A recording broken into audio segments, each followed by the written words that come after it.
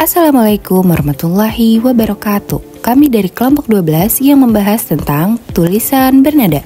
Sebelumnya, yang terhormat Bapak Dr. Dindin Ridwanudin MPD selaku dosen pengampu mata kuliah keterampilan berbahasa. Anggota kelompok kami ada Nida Amelia Effendi dengan NIM 008 dan Syahnaz Amalia Rizka dengan NIM 029. Materi-materi yang akan dibahas yaitu ada tulisan bernada akrab, tulisan bernada penerangan, tulisan bernada penjelasan, tulisan bernada mendebat, dan tulisan bernada mengkritik. Yang pertama ada tulisan bernada akrab. Menurut Tarigan 1993, tulisan bernada akrab atau the intimate voice menghasilkan tulisan pribadi atau personal writing. Tulisan pribadi merupakan suatu pernyataan dari gagasan-gagasan serta perasaan-perasaan mengenai pengalaman-pengalaman yang disampaikan kepada orang-orang terdekat untuk menyenangkan mereka. Selanjutnya ada ciri-ciri tulisan pribadi. Yang pertama, bentuk dan tata cara penulisan yang bebas. Yang kedua, selalu memuat nama unsur-unsur nama pelaku. Yang ketiga, selalu memuat tentang peristiwa, waktu, dan tempat di mana peristiwa itu terjadi. Yang keempat, isinya bersifat individual. Yang kelima, subjektif. Keenam, bahasanya alamiah. Ketujuh, wajar dan sederhana. Kedelapan, terus terang, hidup, lincah, dan menarik. Dan yang kesembilan, yaitu bersemangat dan disajikan secara langsung. Nah, berikutnya yaitu bentuk-bentuk tulisan bernada akrab atau tulisan pribadi. Nah, bentuk tulisan pribadi ini ada buku harian, catatan harian, jurnal, cerita tidak resmi, surat, dan puisi. Yang pertama yaitu buku harian. Nah, buku harian ini adalah catatan pribadi yang ditulis secara rutin biasanya setiap hari. Nah, dalam buku harian, penulis mencurahkan pikiran, perasaan, dan pengalamannya sehari-hari. Yang kedua, catatan harian. Catatan harian lebih berfokus pada pencatatan fakta dan kegiatan-kegiatan yang terjadi setiap hari. Biasanya berupa ringkasan aktivitas tanpa terlalu banyak refleksi emosional. Yang ketiga ada jurnal. Jurnal ini merupakan bentuk tulisan pribadi yang lebih fleksibel dibandingkan buku harian atau catatan harian. Biasanya ini mencakup berbagai jenis seperti refleksi, ide, atau eksplorasi kreatif. Yang keempat ada cerita tidak resmi. Cerita tidak resmi ini merupakan narasi yang diceritakan dengan gaya yang santai dan informal. Biasanya itu melibatkan penggambaran pengalaman pribadi dalam konteks yang lebih bebas tanpa mengikuti struktur naratif formal. Yang kelima ada surat. Surat ini merupakan bentuk komunikasi tertulis yang ditujukan kepada seseorang. Dalam konteks tulisan pribadi, surat dapat digunakan untuk menyampaikan perasaan, berbagi berita, atau berkomunikasi dengan teman atau keluarga. Surat ini bisa bersifat formal atau informal, tergantung pada hubungan antara penulis dan penerimanya. Dan yang terakhir, yang keenam, yaitu puisi. Puisi ini merupakan bentuk sastra yang menggunakan bahasa kiasan dan ritme untuk mengekspresikan perasaan atau ide secara mendalam.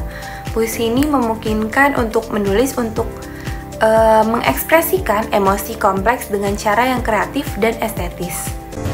Materi yang kedua yaitu tulisan bernada penerangan. Menurut Fatmasari dan Fitria 2017, tulisan bernada penerangan bersifat informatif dan membuahkan tulisan yang bersifat deskriptif, bersifat memerikan sesuatu berarti melukiskan. Nah, karya tulis yang bersifat memerikan itu bertujuan mengajak para pembacanya bersama-sama menikmati, merasakan, memahami dengan sebaik-baiknya objek, adegan pribadi atau suasana hati yang pernah dialami oleh sang penulis. Nah, menurut Tarigan 1992, dalam Fatmasari dan Fitria, deskripsi atau pemberian bermaksud menjelaskan, menerangkan, dan menarik minat baca. Berikutnya ada ciri-ciri tulisan bernada penerangan. Nah, seperti yang diungkapkan Hasani, bahwa tulisan deskripsi memiliki karakteristik yaitu ada 5. Yang pertama, berupaya memperlihatkan detail perincian objek. Yang kedua, memberi pengaruh sensitivitas dan pembentukan imajinasi pembaca. Nah, yang ketiga, disampaikan dengan gaya memikat, pilihan kata yang tepat. Nah, yang keempat, lebih banyak memaparkan tentang sesuatu yang dapat didengar, dilihat, dan dirasakan. Objeknya pada umumnya berupa benda, alam, warna manusia. Yang terakhir, organisasi penyampaiannya lebih banyak menggunakan susunan ruang. Selanjutnya ada bentuk-bentuk tulisan bernada penerangan. Menurut Atarsemi 1990 dalam Yuda Wibowo 2010 membedakan deskripsi atas dua bentuk. Yang pertama deskripsi ekspositorik. Nah, deskripsi ekspositorik ini yaitu teks yang bertujuan untuk menjelaskan atau memberikan informasi secara jelas, objektif, dan sistematif tentang suatu topik. Nah, jadi teks deskripsi ekspositorik ini biasanya digunakan untuk buku pelajaran, artikel ilmiah, dan laporan penelitian. Selanjutnya yang kedua ada deskripsi artistik. Jadi deskripsi artistik ini terbagi menjadi tiga. Yang pertama yaitu deskripsi literer. Nah, teks deskripsi literer menggambarkan atau menjelaskan suatu objek, tempat, peristiwa dengan cara yang mendetail dan menarik. Jadi deskripsi literer ini berfokus pada menggambarkan visual yang kuat sehingga pembacanya dapat membayangkan apa yang dijelaskan dengan menggunakan imajinasi dan perasaannya. Yang kedua, ada deskripsi impresionistik, yaitu jenis teks deskripsi yang menekankan pada kesan dan perasaan penulisan terhadap objek, peristiwa, tempat yang digambarkan. Jadi tujuannya untuk membangkitkan tanggapan emosionalnya. Yang terakhir itu deskripsi sugestif. Jadi teks ini yang bertujuan untuk menciptakan penghayatan dan kesan. Nah, sasaran teks ini dengan perantaran rangkaian kata-kata yang dipilih oleh penulis untuk menggambarkan ciri, sifat, dan watak dari objek tersebut. Materi yang ketiga yaitu tulisan bernada penjelasan. Pengertian tulisan bernada penjelasan menurut Karigan 2008 dalam Gusrita, teks eksposisi adalah tulisan yang bernada penjelasan atau the explanatory voice. Biasanya disebut tulisan penyingkapan atau expository writing.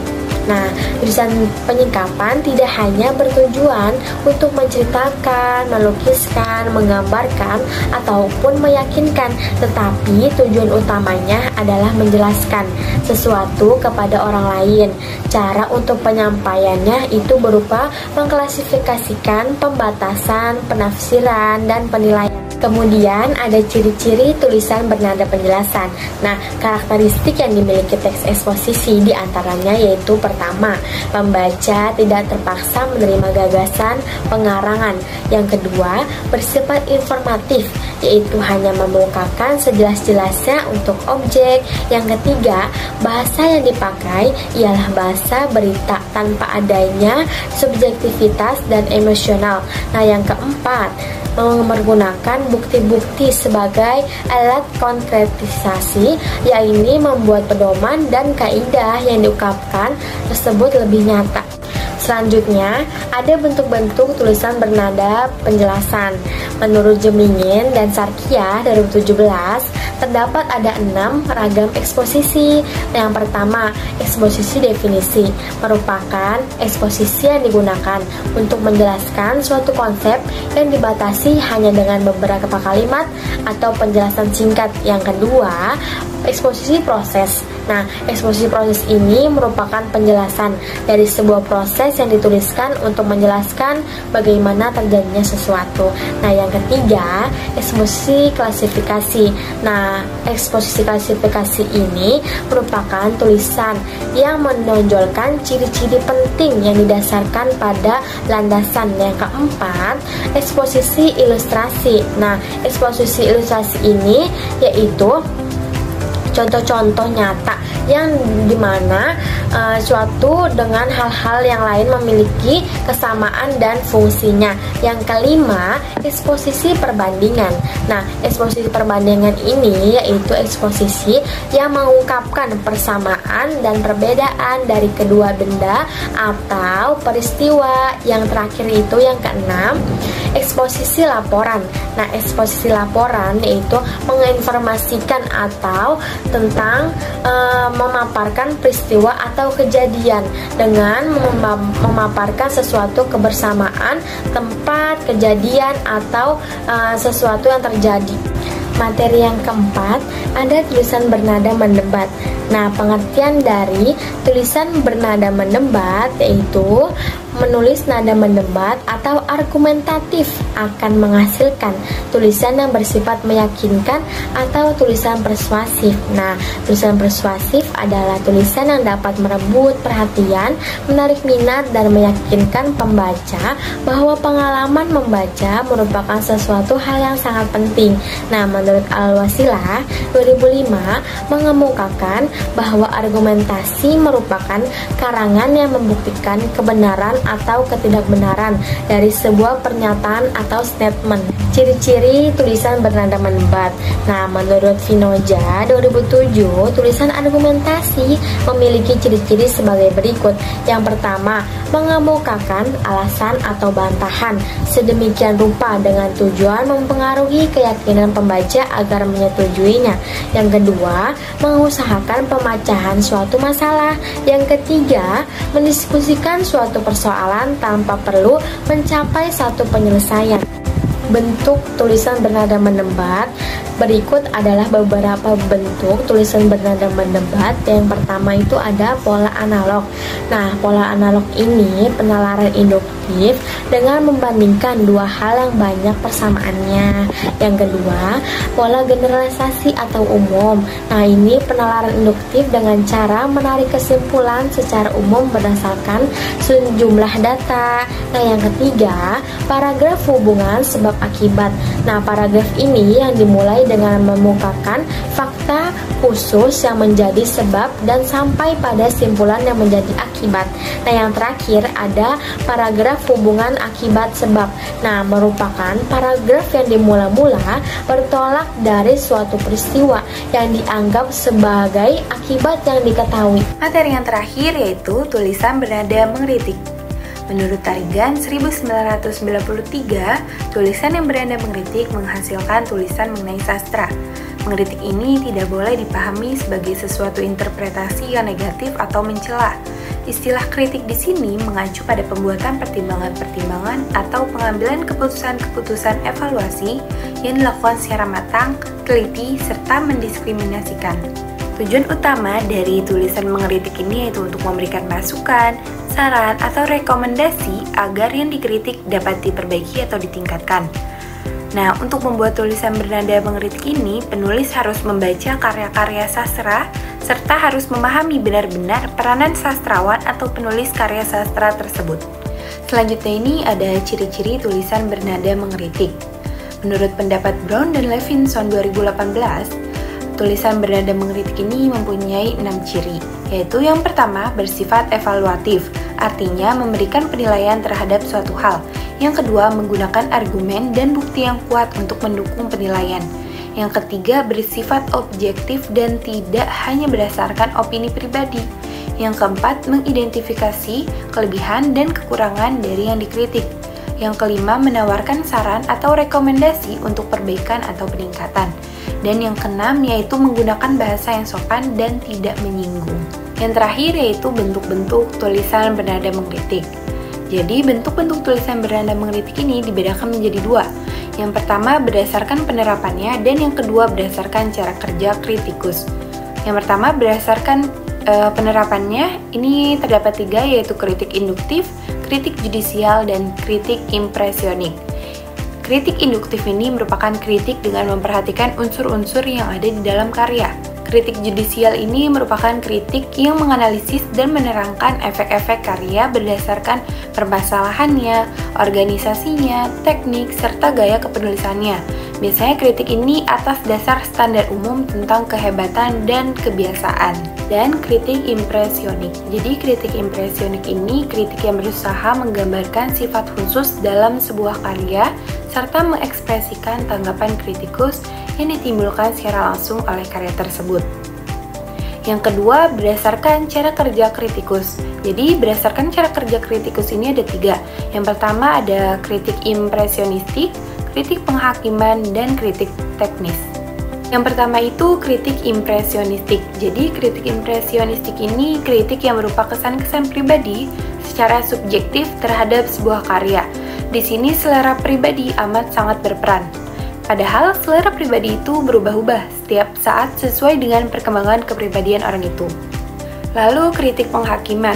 Kritik penghakiman ini kritik yang bekerja secara deduksi dengan berpegang teguh pada ukuran-ukuran tertentu untuk menetapkan apakah sebuah karya itu baik atau tidak. Dan yang terakhir yaitu kritik teknis. Kritik teknis merupakan kritik yang bertujuan untuk menunjukkan kelemahan-kelemahan tertentu dari sebuah karya agar pengarangnya dapat memperbaiki kesalahan-kesalahan di kemudian hari. Itu saja yang bisa kami sampaikan untuk materi tulisan bernada. Semoga apa yang kami sampaikan dapat bermanfaat untuk para penonton. Mohon maaf bila ada kesalahan dalam penyampaian atau informasi. Wassalamualaikum warahmatullahi wabarakatuh. Terima kasih.